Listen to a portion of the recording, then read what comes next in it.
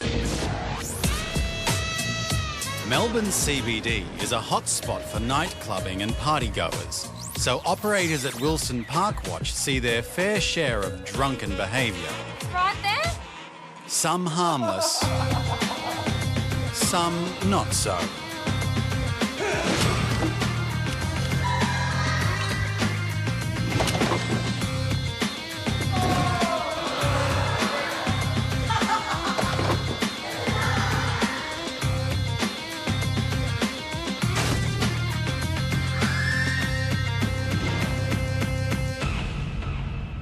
And sometimes this drunken behaviour ends badly, as was the case for this man. Melbourne CBD car park on just a regular Friday night. Main car park in and around an entertainment district, frequented by a lot of partygoers. He's a bit intoxicated, this guy. Our staff noticed something occurring at the pay machine, which looks a little bit out in the ordinary. Someone who is taking an excessive amount of time at a pay machine. Someone just being intoxicated, and we thought the incident was isolated, but what we didn't realise was a week later the same person would come back to haunt us again. Hello there, sir. Sir, I don't think you should be driving. You can't even insert your ticket in the machine. And this man's behaviour is about to spin out of control. A drunken man who'd been spotted while trying to pay for his parking has come back, but this time he's even more inebriated. A week later at the same car park, roughly the same time at night, we identified the same man who'd returned. This time, more heavily intoxicated than what we noticed a week earlier, and swaying violently from side to side, was attempting to make payment of his parking ticket. He appears to have words with another couple, but returns to the pay machine to try to pay for his parking. Excuse me, sir.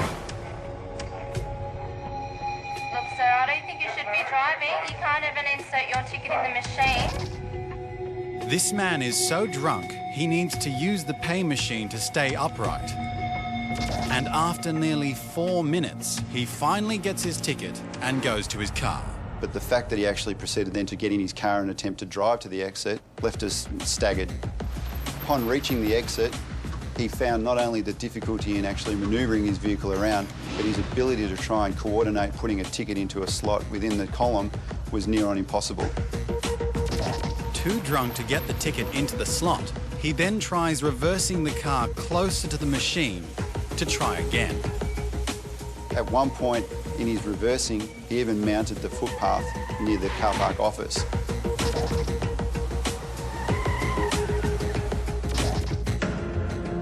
Through the CCTV, our staff on site were actually able to identify quite quickly what was occurring at the exit, and were concerned about the outcome.